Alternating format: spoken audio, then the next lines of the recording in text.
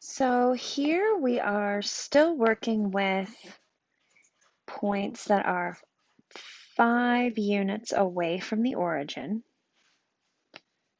So I'm going to go ahead and mark the most obvious 4.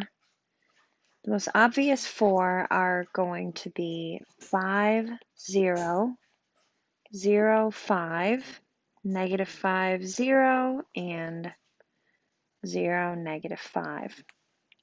So it says to find 8 of the coordinates that comprise a circle, and that circle will have to be of a radius 5.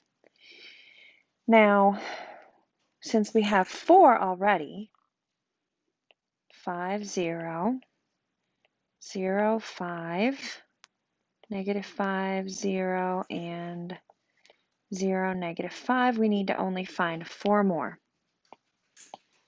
So these 4 points would be points that would be a distance of 5 from the origin.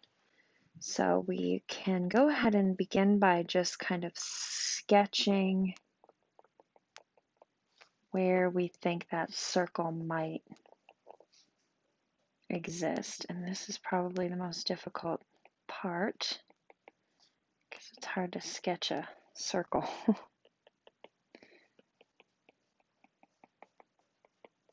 There we go.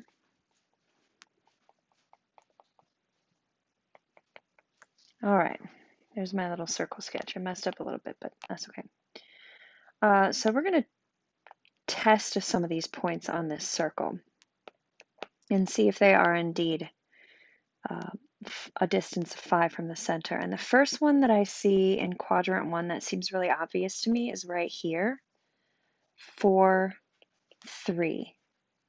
So if this were to be a right triangle,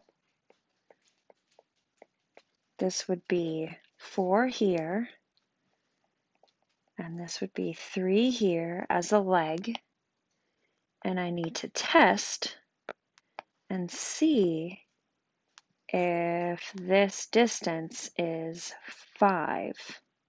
So I'm going to put a little question mark. So I need to use my Pythagorean theorem to test that. C squared equals A squared plus B squared.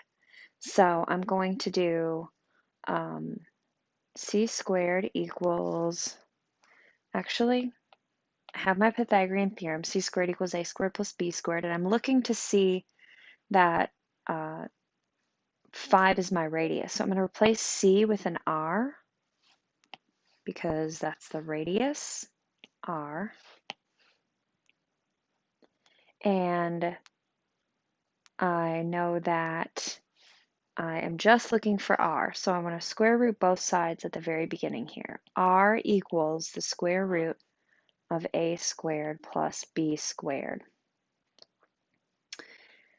So I'm looking to see if R is 5, so I'm going to say is equal to, but I'm going to put a little question mark here because I don't know if it is or not, because this is a test. So now I'm going to set 4 as A and 3 as B.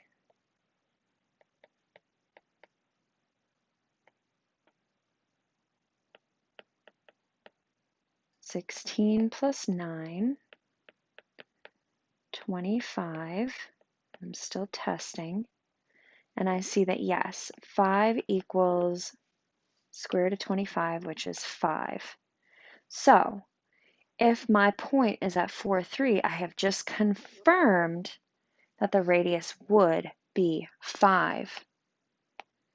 So if I have a point on the circle that's 4, 3, and that was just a guess, and I checked it, so this is a guess and check method, then its opposite point over here in quadrant 2, negative 4, 3, and its point in quadrant 3,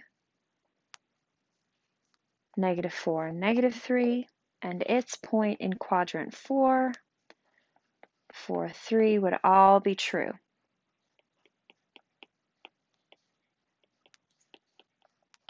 Oh, I forgot my little negative.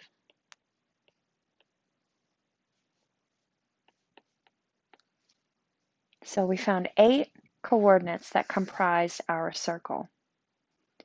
Another one that we could use, coincidentally, is actually the inverse. So if 4, 3 works, then we know that 3, 4 would work because 4 squared plus 3 squared would give us 25.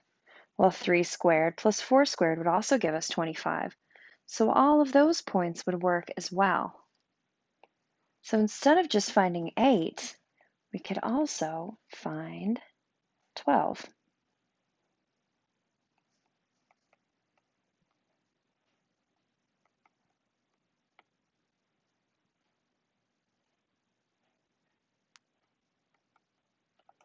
And we could place those all the way around the circle. And if we wanted to, we could keep going, but we're not going to. We have other things to do.